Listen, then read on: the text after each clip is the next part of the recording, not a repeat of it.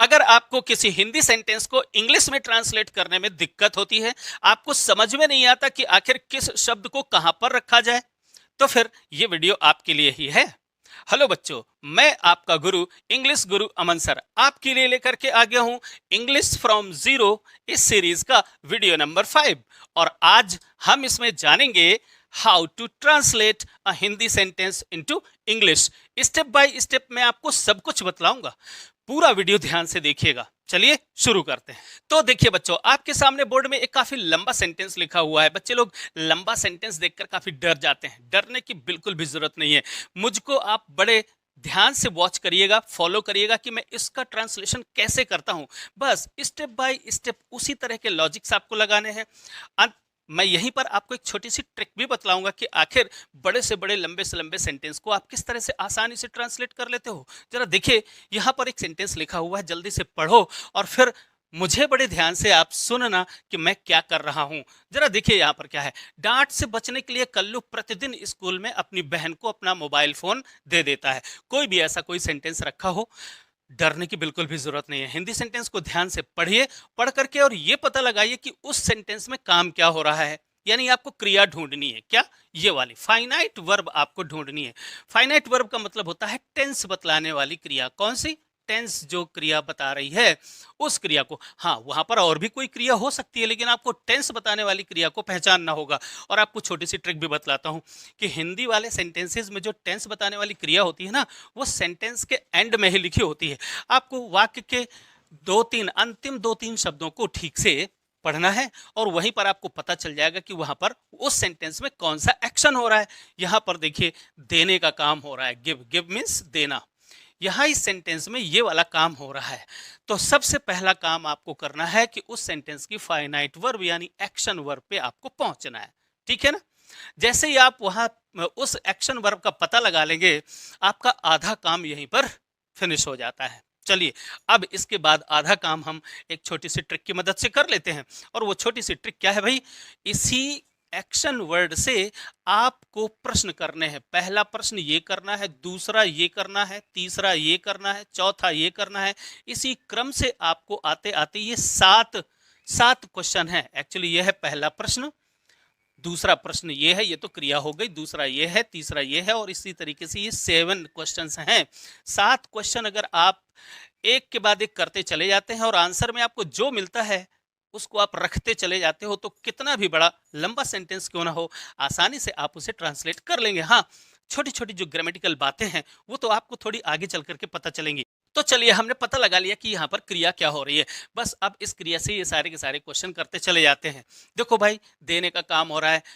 पूछो यहाँ पर इस काम को करने वाला कौन, तो आपको उत्तर मिल जाएगा, यानी सब्जेक्ट आपको मिल जाएगा। कौन दे रहा है यहाँ पर, तो अच्छे से सेंटेंस अगर आप पढ़ेंगे तो आपको पता चलेगा कि कल्लू है, ये बंदा है जो इस काम को कर रहा है। और सबसे पहले यहाँ पर हमें कल्लू को ही लिखना है। चलिए लिख दीजिए कल्लू।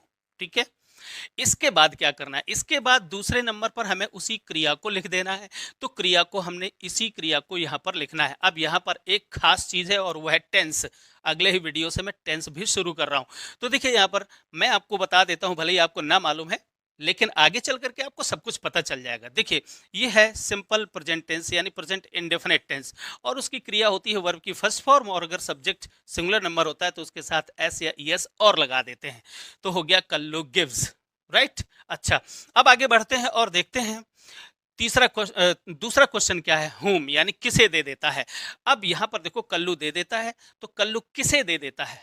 आप क्या दे देता है ऐसा भी कह सकते हो, यानी इस क्वेश्चन को पहले कर सकते हो और इस क्वेश्चन को बाद में कर सकते हो, लेकिन सही और प्रॉपर ऑर्डर यही है। यानी अब आपको पूछना है किसे दे देता है, तो आपको पता चलेगा कि अपनी बहन को दे देता है। ठीक है। ये देने का काम जो कर रहा है वो किसको देता है? अपनी बहन को। तो यहां पर लिख दो हिज सिस्टर। बहुत ही सिंपल हो गया, ये लीजिए। इसके बाद आपको अगला क्वेश्चन देखना है, और वो क्वेश्चन क्या है? क्या दे देता है। तो आपको यहाँ पर पता चलेगा कल्लू अपनी बहन को दे देता है, तो क्या दे देता है? अपना मोबाइल फोन दे देता है। ये लो, तो हिज, अपना, अपना की अंग्रेजी कल्लू के लिए हिज बनेगी। अच्छा, हिज मोबाइल, आपको केवल यहाँ पर मोबाइल लिखने की जरूरत है, फोन लिखने की जरूरत नहीं है। His mobile.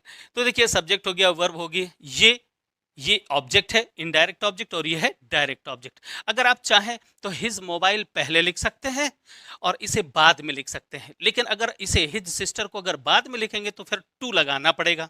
ठीक है, अच्छा आगे चलकर फिर मैं उसे कभी एक्सप्लेन करूंगा। अब आते हैं इन शब्दों पर, जरा ध्यान दीजिए, ये अदर वर्ड्स कहलाते हैं। ये हो गया सब्जेक्ट, ये हो गई वर्ब, ये हो गया इनडायरेक्ट ऑब्जेक्ट और ये हो गया डायरेक्ट ऑब्जेक्ट, और ये सारे के सारे अदर वर्ड्स हैं। इनका क्रम ऐसा होता है। अब पूछो, इसी क्रिया से ही पूछना है, इसी क्रिया से पूछना है कैसे दे देता है। कैसे यानी तरीका, देने का कोई तरीका है क्या? तो इस सेंटेंस में देने का कोई तरीका नहीं है, यानी एडवर्ब ऑफ मैनर यहां पर नहीं है। अच्छा आगे बढ़ते हैं, कहां दे देता है, यानी ये वाला जो काम होता है मोबाइल को देने का काम, ये किस जगह पर होता है, स्थान। तो आप देख रहे हैं कि यहाँ पर क्या है, स्कूल में दे देता है, ये देखिए लिखा हुआ है, तो आप बड़ी आसानी से लिख दीजिए एट स्कूल। जी हाँ, एट स्कूल लिख दिया। इसके बाद आप क्या करोगे, व्हेन कब दे देता है, नहीं सॉरी कहाँ दे देता है, ये हो गया। फिर इसके बाद व्हेन कब दे देता है, टाइम। जरा देने का टाइम देखो, तो टाइम अगर आप देखोगे सेंटेंस को पढ़ोगे तो आपको पता चल जाएगा प्रतिदिन दे देता है, यानी रोज ये काम होता है, यानी डेली या एवरी डे आप ऐसा लिख सकते हैं, डेली। अब पूछिए व्हाई, क्यों दे देता है। ठीक है, तो इसका जैसे ही आप प्रश्न करोगे क्यों दे देता है, तो सेंटेंस पढ़ करके ही आपको पता चल जाएगा कि डांट से बचने के लिए। चलो तो इसकी अंग्रेजी बनाकर सबसे बाद में लिख देते हैं, to avoid getting scolded, to avoid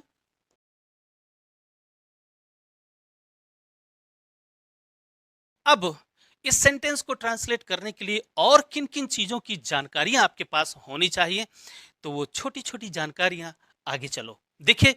यहां पर क्या लिखा हुआ है, मैंने यहां पर कुछ लिखा हुआ है, वही सारे के सारे क्वेश्चंस। अब इन क्वेश्चंस के बारे में मैं आपको बताने जा रहा हूं कि ये सब क्या होता है। अब इनकी ग्रामर की यानी अंदर की थोड़ी जानकारी अब आपके पास होनी चाहिए। देखिए, जब कभी आप किसी क्वेश्चन यानी इस वर्ब से जब आप ये जो कौन नामक प्रश्न करेंगे तो आपको क्या मिलेगा, सब्जेक्ट मिलेगा। एक्टिव वॉइस में ध्यान देना, ये एक्टिव वॉइस सेंटेंसेस में जब पैसिव वॉइस सेंटेंस आएंगे तो फिर मैं पैसिव वॉइस के बारे में बतलाऊंगा। क्योंकि हम राइटिंग करते समय एंड बोलते समय भी, स्पीकिंग करते समय भी हम मेजॉरिटी ऑफ सेंटेंसेस, लगभग 80% जो सेंटेंसेस होते हैं हम वो एक्टिव वॉइस में ही बोलते हैं। और कभी कभी हमें जरूरत पड़ती है पैसिव वॉइस सेंटेंस बोलने की, तो खैर मैं उसकी कुछ दिनों बाद में बात करूंगा। फिलहाल तो मैं एक्टिव वॉइस पर बेस होकर के बातें कर रहा हूं। तो जब कभी भी वर्ब से आप ये वाला क्वेश्चन करेंगे तो आपको मिलेगा सब्जेक्ट। ठीक है ना, बच्चे लोग कहते रहते हैं यार ये सब्जेक्ट क्या होता है क्या, मैं आपको सब कुछ बतलाऊंगा। देखिए ये सब्जेक्ट क्या होता है, ये सब्जेक्ट वास्तव में इस क्रिया का डूअर होता है, यानी इस काम को करने वाला व्यक्ति जो होता है, तो एक्टिव वॉइस में वो कहा उसके पहले लिखा जाता है। और अगर पैसिव वॉइस सेंटेंस होता है तो ये डूअर यानी करता नहीं, कर्म पहले लिखा जाता है। ठीक है, तो फिलहाल मैं एक्टिव वॉइस की बात कर रहा हूं। तो क्रिया से हमने क्वेश्चन किया हु, तो आपको मिला सब्जेक्ट। इसी वर्ब से हमने क्वेश्चन किया हुम, तो आपको मिला इनडायरेक्ट ऑब्जेक्ट। क्या मिलता है, इनडायरेक्ट ऑब्जेक्ट। इसी क्रिया से हमने क्वेश्चन किया व्हाट, तो आपको मिलता है डायरेक्ट ऑब्जेक्ट। ठीक है ना, अच्छा फिर ये अदर वर्ड्स हैं। अदर वर्ड्स में यहां पर देखिए, जब हम इसी क्रिया से सारे क्वेश्चन करते हैं, हाउ, जब हम हाउ प्रश्न करते हैं तो आपको आंसर जो मिलता है वो होता है एडवर्ब ऑफ मैनर। और जब हम इसी वर्ब से हम जब वेयर यानी इस प्रश्न को करते हैं तो आंसर में जो हमें मिलता है वो कहलाता है एडवर्ब ऑफ प्लेस। जब व्हेन ये वाला क्वेश्चन करते हैं तो हमें एडवर्ब ऑफ टाइम। और जब क्रिया से हम ये वाला क्वेश्चन यानी ये वाला जब क्वेश्चन करते हैं तो इस क्वेश्चन से के आंसर में हमें जो मिलता है वो एडवर्ब ऑफ रीजन या एडवर्ब ऑफ पर्पस मिलता है। ठीक है ना, और यही वास्तव में शब्द क्रम होता है। देखिए पहले सब्जेक्ट आता है, फिर क्रिया आती है, फिर इसके बाद इनडायरेक्ट ऑब्जेक्ट। हाँ, चाहे तो आप इनडायरेक्ट ऑब्जेक्ट को यहां पर रख सकते हैं, डायरेक्ट ऑब्जेक्ट को यहां पर रख सकते हैं, लेकिन जब इनडायरेक्ट ऑब्जेक्ट को यहां पर रखेंगे तो उससे पहले टू या फॉर ये प्रेपोजिशन आपको लगाना पड़ेगा। ध्यान से सुनिएगा मेरी बात को, ये इन दोनों में से किसी एक को लगाना पड़ेगा। तो कई बार बच्चे लोग कंफ्यूज हो जाते हैं यार टू लगाएं कि फॉर लगाएं, तो इस झंझट से बचने के लिए ही मैं आपको कह रहा हूं कि पहले इनडायरेक्ट ऑब्जेक्ट रखा करो और फिर डायरेक्ट ऑब्जेक्ट रखा करो, खत्म कहानी। फिर इसके बाद जब हम वर्ब से ये प्रश्न करते हैं, ये हैं एडवर्बियल्स। ध्यान से सुने, ये अदर वर्ड्स के अंदर आते हैं और ये कहलाते हैं एडवर्बियल्स, राइट। ये 4 प्रकार के मेन एडवर्बियल्स हैं, याद कर लो। M P T, M P T, ठीक है। एम पी टी ऐसा याद कर लो। पहले आता है मैनर, फिर इसके बाद आता है प्लेस, फिर इसके बाद आता है टाइम, फिर इसके बाद आता है एडवर्ब ऑफ रीजन। एक और भी आता है इसी टाइम को, यानी इस वर्ब को मॉडिफाई करने के लिए एक एडवर्ब ऑफ फ्रीक्वेंसी होता है। तो जब कभी ये सारी चीजें आ जाती हैं तो उनको कहां पर कैसे रखना चाहिए, इसमें इन अदर वर्ड्स में थोड़ा सा फ्लक्चुएशन हो जाता है। हमारे पास थोड़ी सी लिबर्टी होती है कि इनको, इनकी पोजीशंस क्या क्या हो सकती हैं। एक जनरल पोजीशन तो यही है भाई, यानी सभी शब्दों का एक जनरल जो क्रम है वो यही है। लेकिन जब ये सारी चीजें इकट्ठे आ जाएं, सपोज पांचों चीजें इकट्ठे आ जाएं, तो फिर वहां पर ऐसा लगने लगता है कि यार जब काफी लंबा सेंटेंस हो जाता है तो कुछ चीजें हैं वो अपना मतलब खोने लगती हैं। इसके लिए बने रहिए मेरे साथ, मैं आपको आगे चल करके इनके फ्लक्चुएशंस के बारे में भी बतलाऊंगा। अब यहां पर देखो भाई, मैं कुछ खास यहां पर आपसे डिस्कस करने जा रहा हूं। ये जो सब्जेक्ट होता है या ये जो ऑब्जेक्ट होता है, ध्यान से सुने, किसी भी सेंटेंस में ये वर्ब है, वर्ब से पहले आपका सब्जेक्ट आता है, चाहे वो एक्टिव हो चाहे पैसिव, और यहां पर वर्ब के बाद ऑब्जेक्ट आता है, राइट।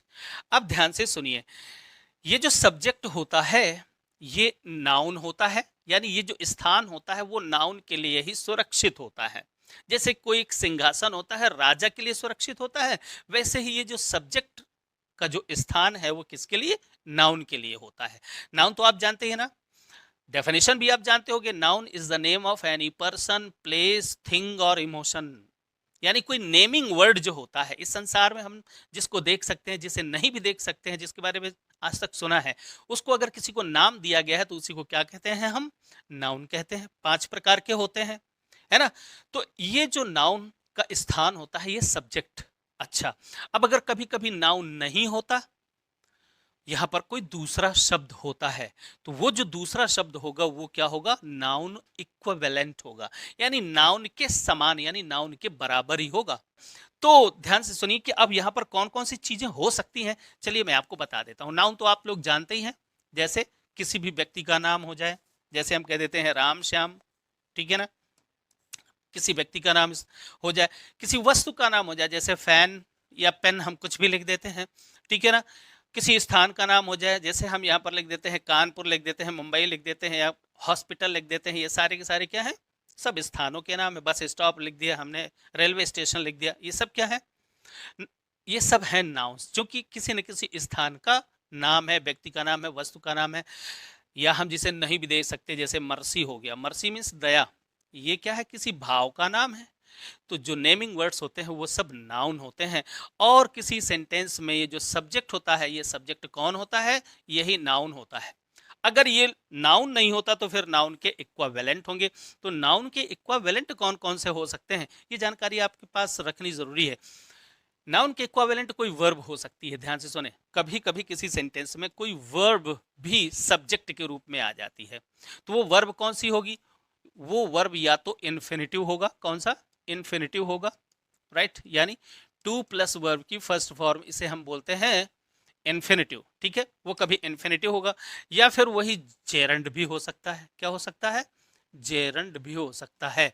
तो ये भी सब्जेक्ट, जेरंड क्या होता है, किसी भी वर्ब की फर्स्ट फॉर्म में आईएनजी लगा दो, बस उसे हम जीरंड कहते हैं।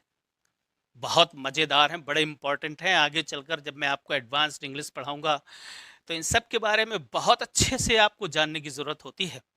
लोग कहते हैं कि अंग्रेजी बहुत आसान होती है यार, आधा घंटे में सिखाने का दावा करते हैं, यहाँ सालों लग जाएगा आपको सिखाने में, बहुत मेहनत करनी पड़ती है इंग्लिश को सीखने में। लेकिन डरना नहीं है, जो डर गया सो मर गया, यानी डर गए तो फिर सीख नहीं पाओगे। बस मन में ठान लो कि हमें सीखना है तो फिर सीख ही जाओगे, इसमें कोई दो राय नहीं है, ठीक। तो नाउन इक्विवेलेंट तो एक यही चीजें हो गई। अच्छा, कभी कभी सब्जेक्ट के रूप में इट आ जाता है, ठीक है ना, इट, ये यहाँ पर डमी सब्जेक्ट के रूप में जाना जाता है।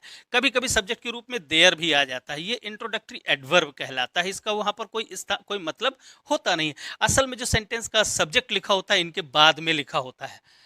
आगे चलकर सारी चीजें डिटेल बताऊंगा, मैं आपको यहाँ पर परिचय करा रहा हूँ कि यहाँ पर सब्जेक्ट और कौन कौन से हो सकते हैं। अच्छा, प्रोनाउंस हो सकते हैं, जैसे प्रोनाउंस आई हो गया, ही हो गया, यू हो गया, ये सारे के सारे ये तो सब व्यक्तियों के बदले ही लिखे जाते हैं, यानी नाउन्स के बदले ही।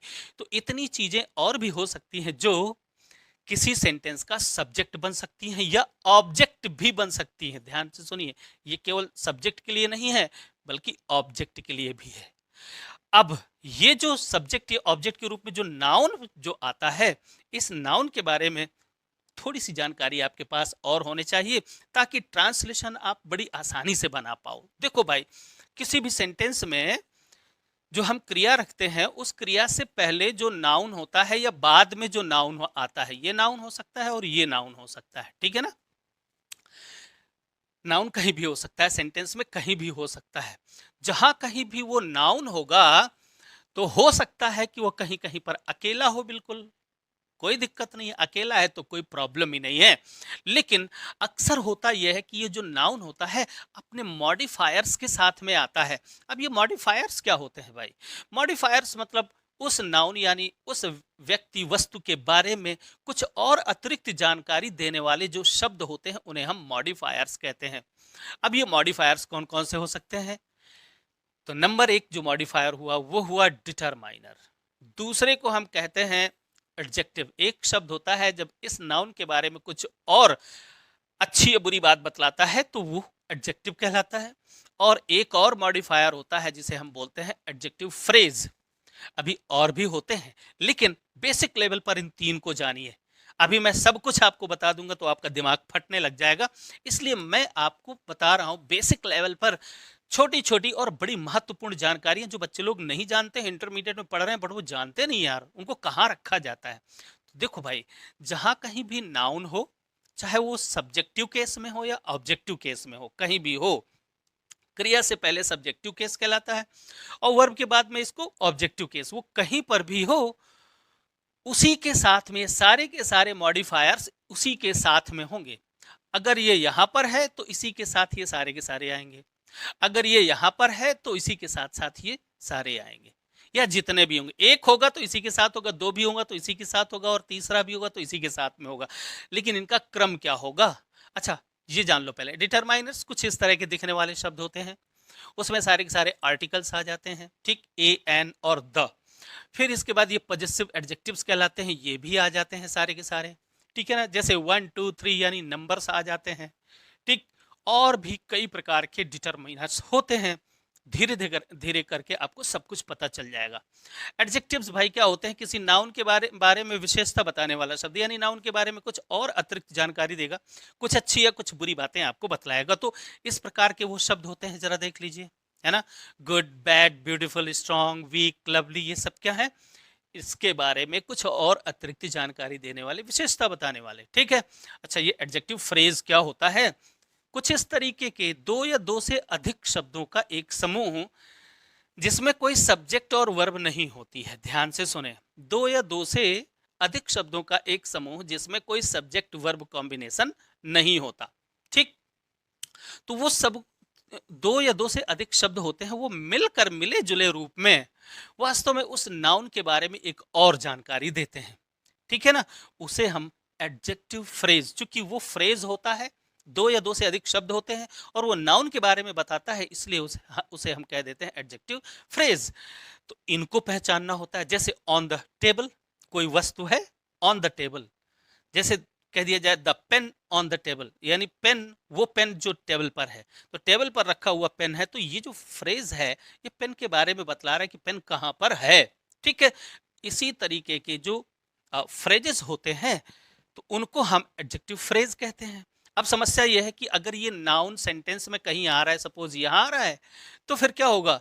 ये सारे के सारे यहीं पर होंगे, यानी क्रिया से पहले ही होंगे सब्जेक्टिव केस में, इसी नाउन के इर्द गिर्द। अब इनका क्रम क्या होता है तो ध्यान से सुने। पहले डिटरमाइनर आता है, क्या आएगा? पहले डिटरमाइनर, फिर इसके बाद इसका दूसरा क्रम, फिर एडजेक्टिव आएगा, ठीक है ना, एडजेक्टिव आएगा। फिर तीसरे स्थान पर कौन आएगा? ये स्वयं नाउन आएगा, यहां पर स्वयं नाउन आएगा। और चौथे स्थान पर यहां पर कौन होगा? ये एडजेक्टिव फ्रेज होगा। ध्यान से सुनेंगे आप, एडजेक्टिव फ्रेज, राइट। तो ध्यान से सुनिए कि ये क्या होता है, ये क्रम होता है। अब इसी के स्थान पर और भी चीजें हो सकती हैं, जैसे क्लॉज आ जाती है, है ना। तो इसी नाउन के बाद एक क्लॉज रखी जाती है, एडजेक्टिव फ्रेज है ये, और वो क्लॉज होगी तो एडजेक्टिव क्लॉज कहलाती है। कभी कभी अपोजिटिव्स भी आते हैं। तो कई सारी चीजें हैं जो नाउन को फॉलो करती हैं, यानी नाउन के बारे में बताने वाला कोई भी शब्द होगा वो नाउन के इर्द गिर्द ही रखा जाएगा। नाउन चाहे यहाँ हो और चाहे उधर हो, ये बात आप हमेशा ध्यान रखिए। चलो, मैंने आपके लिए कुछ एक सेंटेंसेस बनाए हुए हैं, अच्छे से देखिए। अब थोड़ा सा मैं बड़े 2-3 सेंटेंस आपको मैं एग्जाम्पल के थ्रू दे रहा हूं और इनको समझने का प्रयास करिए। देखिए, मैदान में खेल रहे सभी छोटे बच्चे थोड़ी देर में कक्षा में आ जाएंगे। छोटा सा सेंटेंस है। देखो, मैंने आपको बताया कि हिंदी सेंटेंस में सबसे बाद में रखे हुए कुछ शब्द पढ़िए। अब कहेंगे सर यहाँ पर तो 2 क्रियाएं लिखी हैं, एक तो आना और जाना। 2 क्रिया, दोनों क्रियाएं हैं क्या? नहीं, जरा पूरा सेंटेंस पढ़िए ठीक से और जरा पता लगाने का काम कीजिए कि इस सेंटेंस में आने का काम हो रहा है कि जाने का काम हो रहा है। खाली शब्दों को अकेले पढ़ करके आपको नहीं पिक करना है। पिक करना है कैसे? पूरा सेंटेंस पढ़ो और मिला जुला जो मतलब है वो जानो। देखो यहाँ पर क्या है, मैदान में खेल रहे सभी छोटे बच्चे थोड़ी देर में कक्षा में आ जाएंगे। आ जाएंगे तो आने की बात हो रही है, जाने की बात नहीं हो रही है, ठीक है ना। तो असली एक्शन क्या हो रहा है यहाँ पर? कम, यानी आने का काम हो रहा है भाई, ठीक है, जाने का काम नहीं हो रहा है। यही है असली क्रिया और इसी क्रिया से अब ये सारे के सारे क्वेश्चन आपको पूछने हैं। चलो भाई, कौन आ जाएगा? देखो जरा, कौन आ जाएगा? तो पता चला बच्चे आ जाएंगे। चलो हम यहाँ पर लिख देते हैं चिल्ड्रेन। क्या लिखा? चिल्ड्रेन। ओके, इसके बाद क्रिया रखी। देखो जरा, क्रिया आ जाएंगे तो ये फ्यूचर इंडेफिनिट टेंस है, तो विल कम। अब अगला प्रश्न पूछते हैं। अगला प्रश्न क्या है भाई? होम। आ जाएंगे, किसे आ जाएंगे भाई? अगर इस वर्ब से हम पूछते हैं किसे आ जाएंगे तो आपको कोई आंसर नहीं मिलेगा। इनफैक्ट ये कोई प्रश्न ही नहीं है। अच्छा, क्या आ जाएंगे? अगर ये वाला प्रश्न करेंगे तो इससे भी कोई आपको आंसर नहीं मिलेगा, क्योंकि ये कोई प्रश्न नहीं होता। भाई, आप किसी से ऐसा कभी पूछते हो क्या? ए भाई तुम क्या आ रहे हो? ए भाई तुम किसे आ रहे हो? ऐसा कोई प्रश्न तो आपने कभी किया नहीं होगा, तो ये प्रश्न ही नहीं, तो इनके आंसर भी नहीं मिलेंगे। फिर आगे अगला आपको कोई दिक्कत नहीं, जिसका आंसर मिले उसे लिखते चले जाओ, जिसका आंसर ना मिले मत लिखो। हाउ, कैसे आ जाएंगे? कैसे आ जाएंगे? आने का कोई तरीका है क्या? नहीं है तरीका, छोड़ो, इसे भी हटाओ। कहाँ आ जाएंगे भाई? देखो जरा, कहाँ पर? मैदान में खेल रहे सभी छोटे थोड़ी देर में कक्षा में आ जाएंगे। देखो यहाँ पर, ठीक है ना, कक्षा में। तो will come to the class.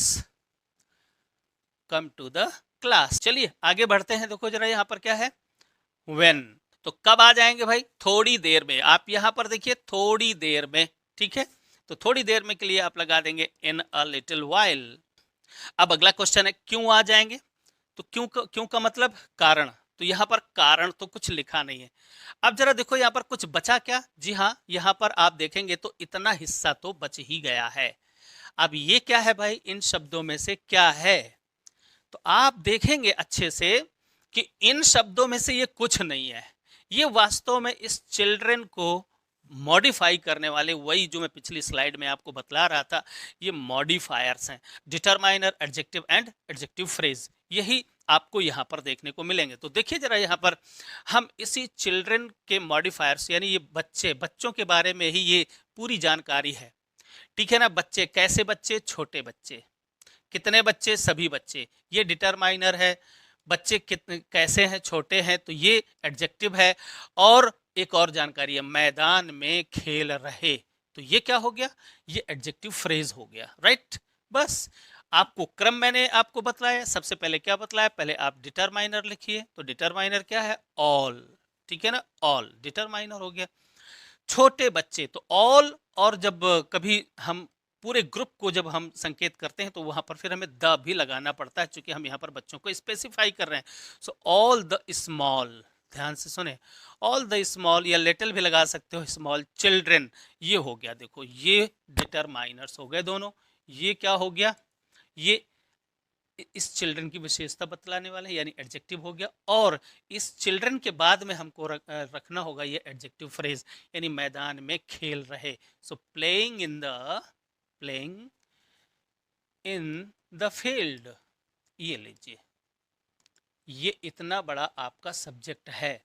तो पहले नंबर पर देखो ये आएगा, दूसरे नंबर पर ये आएगा, तीसरे नंबर पर ये आएगा, और चौथे नंबर पर ये आएगा, फिर क्रिया शुरू होगी और फिर पूरा सेंटेंस लिखा जाएगा।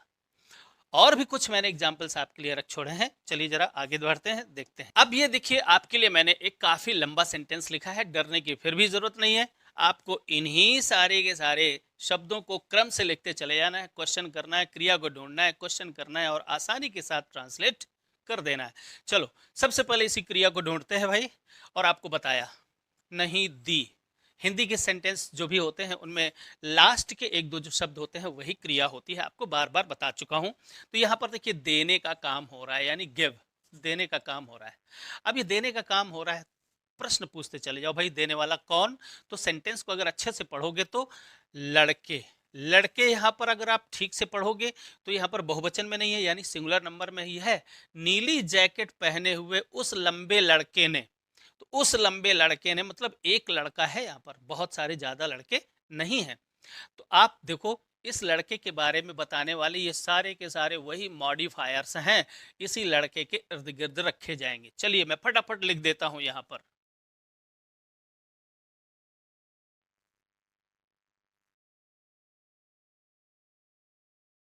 ये देखिए क्या लिखा, उसी लड़के के बारे में बतलाने वाले यहाँ पर वही तीन प्रकार के शब्द हैं। नंबर एक तो डिटरमाइनर है, उस लड़के ने, यानी उस लड़के को, उसे यहाँ पर लिखा है उस लड़के, तो उस लड़के को यहाँ पर डिटरमाइन किया गया, सो डिटरमाइनर आ गया।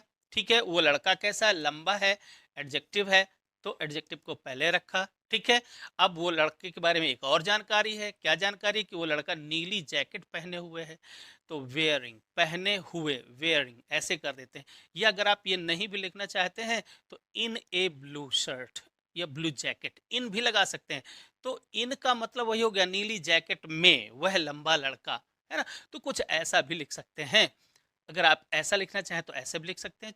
यहाँ पर हम प्रेपोजिशन का सहारा ले सकते हैं, लेकिन अगर आपको पहने हुए की अंग्रेजी लिखनी तो आप वेयरिंग लिख दीजिए। ठीक है, so the tall boy wearing a blue jacket. अब इसके बाद आपको ये वर्ब रखनी होगी। सो नहीं दी, ये वर्ब फ्रेज में आएगी, पास्ट इंडेफिनिट टेंस है।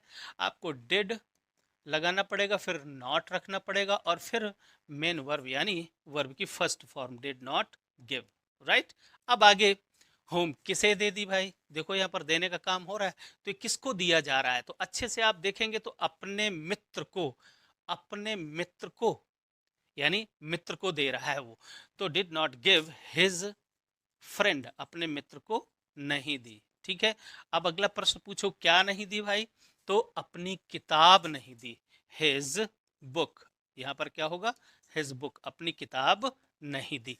क्या तक हो गया? कैसे नहीं दी, यानी देने का कोई तरीका लिखा है क्या यहाँ पर? प्रसन्नता के साथ, हाँ जी, यहाँ पर लिखा हुआ प्रसन्नता के साथ। तो अब अच्छे से समझो, यहाँ पर ये एडवर्ब ऑफ मैनर है। बहुत सारी चीजें हैं लिखने के लिए, यहाँ पर लगभग मैंने सारी चीजों को इंक्लूड कर लिया है, जितने अदर वर्ड्स होते हैं, जितने भी एडवर्बियल्स होते हैं। तो अगर आप चाहें तो यहाँ पर लिख सकते हैं डिड नॉट हैप्पीली गिव, आप यहाँ पर भी लिख सकते हैं। लेकिन पहले मैं आपको अन्य चीजों में नहीं उलझाना चाहता, मैं जो आपको बता रहा हूं उसी क्रम से लिखिए। कैसे भाई? कैसे दी? हैप्पीली, यानी प्रसन्नता पूर्वक, तो हैप्पी, और इसको जब हम एडवर्ब बनाएंगे तो क्या हो जाएगा? हैप्पीली हो जाएगा। हैप्पीली यानी खुशी खुशी नहीं दी, प्रसन्नता के साथ। कहाँ? फिर से वही अगला प्रश्न करो, कहाँ पर नहीं दी? तो आप यहाँ पर ढूंढेंगे तो लाइब्रेरी में। ठीक है ना, लाइब्रेरी में, इन द लाइब्रेरी आप यहाँ पर करेंगे, इन द यानी लाइब्रेरी के अंदर की बात कर रहे हैं, इन द लाइब्रेरी। अब देखो आगे अगला प्रश्न, कब नहीं दी भाई? यानी समय है क्या, देने का टाइम है क्या? तो देखो अच्छे से यहाँ पर क्या है, कल, कल नहीं दी। लेकिन एक बार और भी देखना होगा कि यहाँ पर जब टाइम दिया होगा तो एक एडवर्ब ऑफ फ्रीक्वेंसी भी हो सकता है। ठीक है ना, तो उसी टाइम से पहले आपको एडवर्ब ऑफ फ्रीक्वेंसी भी लिखना है। तो यहाँ पर एक बार है, एक बार भी, तो इवन वंस आप लिखेंगे, इवन वंस, इवन वंस यहाँ पर आप लिख देंगे। फिर इसके बाद लिखेंगे कल, यानी यस्टरडे, यस्टरडे। राइट, तो इस तरीके से ये कब हो गया। क्यों नहीं दी भाई? कारण भी है क्या? खो जाने के भय से। यहां पर अच्छे से देखिए, ये काफी पीछे चला गया सेंटेंस। अब क्रिया के बाद में जब बहुत सारे एडवर्बियल्स हो जाते हैं, सभी के सभी चार चार पांच पांच जब एडवर्बियल्स हो जाते हैं, तो फिर क्या करना चाहिए, एक आध एडवर्ब को आप यहाँ पर बिल्कुल यानी सब्जेक्ट के पहले रख सकते हैं और कॉमा लगा देंगे। क्या क्या रख सकते हैं आप, टाइम बताने वाला यानी यस्टरडे, टुमारो, ऐसा कुछ आप जो कुछ भी है उसे आप पहले रख सकते हैं। टाइम यानी एडवर्ब ऑफ टाइम को भी पहले रख सकते हैं। एडवर्ब ऑफ रीजन या एडवर्ब ऑफ पर्पस को भी आप पहले रख सकते हैं। लेकिन फिलहाल अब ये सीखने का शुरुआती दौर है, आप बिल्कुल वैसे ही चलो, इन्हीं क्रम से चलो। वैसे भी जो असली सेंटेंस होते हैं वो वास्तव में इतने ढेर सारे एडवर्बियल्स असली सेंटेंसेस में नहीं होते जो हम बोलते हैं या जो हम लिखते हैं। लेकिन अब चूंकि करना है तो करना ही है भाई, तो चलो लिख देते हैं। क्यों? खो जाने के भय से। ठीक, सो इसको आप पूरा लिखेंगे, for fear of losing it, for fear of losing it. अब ये भी आपके लिए थोड़ा सा प्रॉब्लमेटिक हो सकता है, थोड़ी सी आपकी यहां पर प्रॉब्लम हो सकती है इस तरह के फ्रेजेस को ट्रांसलेट करने में। तो अभी तो मैं सेंटेंस को ट्रांसलेट कर रहा हूं, फिर ये तो थोड़ी बड़ी चीजें हैं, टिपिकल चीजें हैं। धीरे धीरे करके इन सब चीजों को ट्रांसलेट करना भी आपको आ जाएगा। लेकिन प्रोसेस क्या है, स्लो प्रोसेस होता है, धीरे धीरे सीखने की और नियमित रूप से सीखने की आदत डालोगे तो ये सारी चीजें आसानी के साथ सीख लोगे। आप यहां पर देख रहे हैं कि ये जो द ब्लू यार the tall boy wearing a blue jacket, ये जो सब्जेक्ट है, ये सब्जेक्ट है यहां पर यानी क्रिया से पहले लिखा हुआ है। जरा सोचें, अगर ये क्रिया के बाद लिखा हो यही, तो ये सेम इसी क्रम में इसके बाद जाएगा। मैंने यहां पर एक सेंटेंस आपके लिए लिखा हुआ है, ये खो जाने के भय से मैंने, यहां पर कर्ता यानी सब्जेक्ट या मैं हूं, वही सेंटेंस है लगभग, किताब नहीं दी, यहां पर भी वही काम हो रहा है। बस क्या है, मैंने उस नीली जैकेट पहने हुए लंबे लड़के को इस वाक्य यानी इस वाक्य में मैंने इस क्रिया का ऑब्जेक्ट बना दिया है और सब्जेक्ट दूसरा कर दिया है। यानी आपको क्या करना है, मैं आपको क्लू कर देता हूं, दे देता हूं कि ये जो हिस्सा है ये यहां पर लिखा जाएगा, हिज फ्रेंड के स्थान पर लिखा जाएगा। जरा आप मुझे लिख करके और जल्दी से ट्रांसलेट करके और नीचे कमेंट बॉक्स में जल्दी से इसको ड्रॉप करिए, मैं देखो जरा आप क्या सीख रहे हो और कैसे सीख रहे हो। चलो यहां इस वीडियो को समाप्त करते हैं, अगले वीडियो में फिर मिलते हैं बहुत जल्द।